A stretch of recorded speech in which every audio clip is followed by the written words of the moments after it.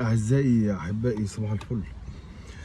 ما باجيش ليه وما بعملش فيديوهات كتير ليه وما باتكلمش كتير ليه؟ علشان مكسوف، علشان مكسوف من نفسي. أحيانا كده كل شوية بيجي لك فترة تبقى محتاج تبقى مكسوف من نفسك، لما تحس إن أنت زهقت، لما تحس إن أنت تعبت، لما تحس إن أنت خلاص مش قادر تستحمل، مش قادر تستحمل تتفرج على صور، ومش قادر تستحمل تتفرج على فيديوهات، ومش قادر تستحمل تتابع الموضوع. بتبقى مكسوف ان انت مش قادر، انت قاعد على الكنبه بيك وتتفرج على فيديوهات. طب الناس اللي عايشه الرعب اللي هم عايشينه بقالهم 6 7 شهور يعملوا ايه؟ مش قادر تستحمل مناظر البيوت اللي متهدمه على عيال صغيره حاضنين بعض، مش قادر تستحمل على منظر الامهات اللي بتسيب عيالهم ميتين ومش عارفين يودوهم فين، مش قادر تستحمل على كميه اللي بتطلع من مستشفى الشفا لحد دلوقتي، مش قادر تستحمل ال...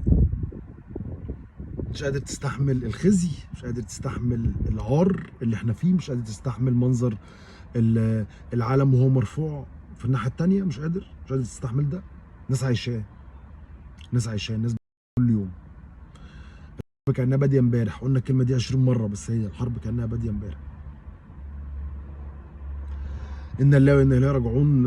ربنا يا رب يصبرهم وينجدنا ويرحمنا، والله ويرحمنا، يرحمهم قبل ما يرحمنا. طب هم كانوا بيقولوا زمان والاشكال الوسخه بتاعتهم، قالوا بايدن وخلافه، قالوا ان المساعدات ما بتدخلش عشان خاطر الجانب الفلسطيني من جوه والجانب المصري احنا مالناش دعوه اصلا، البلد الوسخه دي مالهاش دعوه بالموضوع اصلا، ده الناحيه مصر والناحيه فلسطين. كانوا بيقولوا كده صح؟ طب هو دلوقتي بقت ناحيه مصر وناحيه اسرائيل، مين بقى؟ مين المفروض يدخل مساعدات؟ ويدخلها لمين؟ يدخلها لشويه ناس عايشين في خيام بيتضربوا بالطيارات؟ ان لا وانا لا راجعون. هنتكلم في الموضوع اللي مش مهمه، معلش نتكلم في الموضوع بقى دلوقتي اللي مش مهمه خالص، موضوع الكوره بقى وبين النادي الاهلي وماتش الزمالك امبارح وحاجات كده. طيب امبارح كان في ماتش للزمالك ونهضه بركان، ونهضه بركان والزمالك في ذهاب دور النهائي البطوله الافريقيه، والزمالك خسر الكونفدراليه والزمالك خسر 2-1، وعنده ماتش عوده هنا ان شاء الله في استاد القاهره. تذاكر 70,000 اتباعوا وحاجه كده فل الفل يوم السبت الجاي. مش عايز احكي لكم على ذكريات انا مع ماتش نهضه بركان 2019، علشان انا رحت الاستاد في ماتش نهضه بركان 2019 بعد ما الزمالك كان خسران في المغرب 1-0، وجه هنا كسب 1-0 بضربه الجزاء بتاعه زيزو، وبعدين كسب ضربات الجزاء وخد البطوله. طلعت في التلفزيون ساعتها برضو وحاجات كده، استضافوني في الشارع كده. طيب انا بس عندي مش عايز اقول مبروك ومش عايز اقول هارد لك، هو مش مبروك ومش هارد لك ولا حاجه، نتيجه كويسه جدا، الزمالك يقدر يكسب هنا، مش بس عشان وحشت فرقه نهضه بركان وحلاوه الزمالك ابدا، وده اللي انا عايز اتكلم فيه بخصوص الماتش، اللي هم الزملكاويه كانوا مستنيين اداء حلو، انا مش عارف ليه، اقسم بالله العظيم انا مش عارف انتوا جايبين الجرأه دي منين، يعني كنت عايز اتكلم عن الموضوع ده امبارح. انا مقدر، مش قادر احط نفسي في الموقف، بس انا مقدر انتظار اعزائي واصدقائي الزملكاويه للعب نهائي مره كل 5 6 سنين، كونفدراليه بقى كاس اي زفت. انا واحد من الناس، لا انا كان ممكن يفوتني نهائي ما اتفرجش عليه عادي، يعني مع 6 7 نهائيات ورا بعض، او يعني 8 نهائيات في 10 سنين، فعادي نهائي كايزر تشيفز شفته وانا ماشي عادي، يعني ما حصلش حاجه، هشوف النهائي السنه الجايه الاهلي فيه. فانا مش قادر اقول قد ايه انتوا مهتمين بالماتش ومستعدين ليه، يمكن استعدادكم واهتمامكم ده خلى الاكسبكتيشنز، خلى التوقعات عاليه جدا ان انتوا مستنيين الاهلي الزمالك يعمل اداء، انتوا بتهرجوا. ده انا امبارح كنت طاير من الفرحه، كمصري، كواحد عايز الزمالك يكسب البطوله، مش فارقه معايا الزمالك لا ينافسني، فانا الزمالك يكسب البطوله زي الفل، ما عنديش مشكله خالص. لما لقيت ان في 11 لاعب، في 10 منهم في اماكنهم ما عدا سامسون عشان مش عارف له مكان، ففي 10 لعيبه كلهم عادي، باك يمين باك يمين، باك شمال باك شمال، سنتر باك، هاف ديفندر لعيب 10 لعيب 6 لعيب 6. الزمالك ما بيحصلش في كده من 2018 2019 من ساعه ماتش نهضه بركان، الزمالك ما عندوش اللعيبه اللي في اماكنها دي، احنا نضحك على بعض. جوده اللعيبه بقى مش فارقه خالص دلوقتي، انا عندي باك يمين بيلعب باك يمين، وعندي رقم 10 بيلعب رقم 10، عندي رقم 8 بيلعب، بس حلوين وحشين نتكلم فيها بقى ونشوف جوميز هيجيب صفقات ايه، والصفقات اللي جابها له، واللي مقيدين افريقيا لا، اللي مش مقيدين طب كلهم في مكان واحد لا، مش كلهم في مكان واحد. هري الزمالك المطلق ده مش مشكلتي، انا مشكلتي ان ايوه يا جماعه اتبسطوا جدا جدا بالنتيجه، ما تنتظروش اداء خالص، الموضوع مش موضوع اداء، الزمالك عايز البطوله دي معنويا ورقميا، انما بالاداء لا، بالاداء ابو سليم ودريمز الغاني واشكال وسخه، يعني مش هنضحك على بعض. وما تقوليش اصل البطوله دوري ابطال افريقيا كمان وحشه، انا ما بقارنش، ما تبقاش اهبل، بص الموضوع في محتواه. فايوه الزمالك، احنا الزمالكاويه محتاجين الزمالك ياخد البطوله دي وخلاص، محتاجين الماتش ده اللي في مصر يطلع اعفن من كده، يبقى عندي بس لعيبه بتلعب في اماكنها، والماتش يطلع اعفن من كده، وتحسب ضربه جزاء لحسام عبد المجيد يحطها نضاي في اخر الماتش فيكسب 1-0 فياخد البطوله 100 100. انما انا مستني بقى تيكي تاكا، ومستني دريم تيم، ومستني عوده الفن والهندسه. هندسه مين؟ هندسه مين؟ ده جايبين 50%، ده اللعيبه كلها بثلاث تعريف. ده انت يعني مش عارف تعمل ايه. انا مش عارف الوم الراجل بجنيه اقسم بالله. واصلا ما غيرش، غير مين؟ نازل نضاي مكان سامسون. الاثنين ما خدهمش معايا في ملعب خماسي، وانا اصلا فرقتي ناقصه اثنين، يعني انا فرقتي ناقصه اثنين، مش هاخدهم الاثنين. كامل احترامي لكابتن سمير، او يعني شويه الرجاله المشكورين اللي بيكلموني على الانستجرام ولا على التيك توك ولا بتاع، اللي شايفين سامسون لعيب كوره. يا عم على راسي يا عم، انت زي الفل. ما انا مش بتاعتي خالص، انا شايفه ما يستحقش اللعب في الدوري اصلا خالص، في اي فرقه في الدوري المعفن بتاعنا ده. مش بس ما يستحقش وجوده في الزمالك، مش مشكلتي خالص، بس انت مش عارف تعمل ايه لدرجه ان لما لقيت الدنيا واقفه مش تدي الراجل تعليمات انه يتحرك، لا تروح تجيب زيزو من الناحيه الثانيه. يا عم نجدنا عشان الواد الباك الشمال هناك شكله اور وهيفضل واقف لك وهيرز فيك. تعالى يا زيزو الناحيه الثانيه، اعمل اي شقلباظات كده. وقفنا على رجلينا عشان 2-0 في ربع ساعه، فمش هينفع كده. اصل نهضه بركان كانت بتضغط، ولا كانت بتضغط ولا راحت عند الجون ولا عملت كره خطره ولا عواد صد ولا اي حاجه. ماتش عره. وده تمام، ده تمام جدا جدا. الحمد لله ان فرقه نهضه بركان فرقه قليله توازي فرقه الزمالك القليله. تشكيل، كلام عن التشكيل. اصل صعب بيجيب انا اسف، انا كده كده من زمان اقسم بالله العظيم، من ساعه الكوره بتاعت عواد اللي صدها من نص الملعب ومحدش خد باله دي في ماتش الاسماعيلي، من ساعتها وانا ما عنديش قناعه عاليه بعواد. فانا مش هتكلم على عواد يا عم، هو جون بقى حلو، بس يعني الكوره الجون الثاني يا كابتن محمد عواد بسم الله ما شاء الله ربنا يخليه ويبارك له، مصطفى شوبير بيصدها عادي مرتين ثلاثه كل ماتش. كوره مش عايز اقول سهله، بس كوره تمام يعني. واحد طالع بيضرب هيد في وسط ثلاث مدافعين، مش ممكن يكون موجهها نتك على بعض. قريبه وكنت ممكن تجيبها بس انت ما لحقتش، مش مشكلتنا خالص. حسام عبد المجيد، حسام عبد المجيد بس لما الجماهير بتزعق هو بينسى، هو خلاص. وانا مش عارف الومه يعني. ومش مع نغمه ايه حسام عبد المجيد لازم يمشي. ايوه هيمشي، هتجيب مين؟ راموس؟ انت احترم نفسك. هو في مدافعين ولا في لعيبه ولا في خرا؟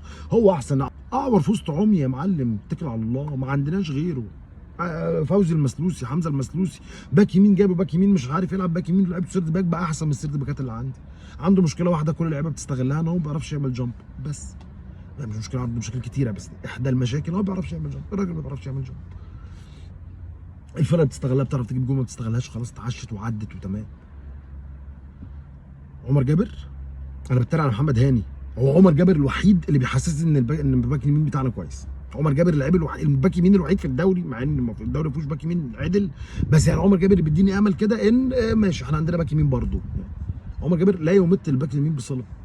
لعيب راجل في الملعب بقى زملكاوي بيموت نفسه، بيغطي خطوط عكسيه، بينزل يزعل ويعمل يا، انما بيعمل ايه؟ كونكلوجن بس زي الفل. باك يمين عارف التزاماته كباك يمين، فبيلعب على قد هذه الالتزامات، ودي حاجه الزمالك ما كانش يعلم بيها.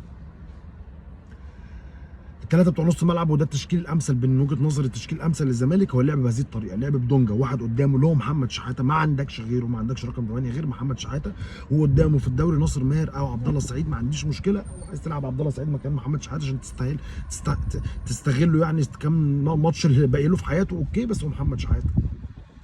محمد شحاته واحده واحده بيقف على رجله، وبسطته بيه لما كان باك يمين. لا محمد شحاته لعب نص ملعب كويس، وبالمناسبه امبارح هو اللي وقف الزمالك على رجله في الشوط الثاني، سبب من الاسباب طبعا زيزو طبعا يعني.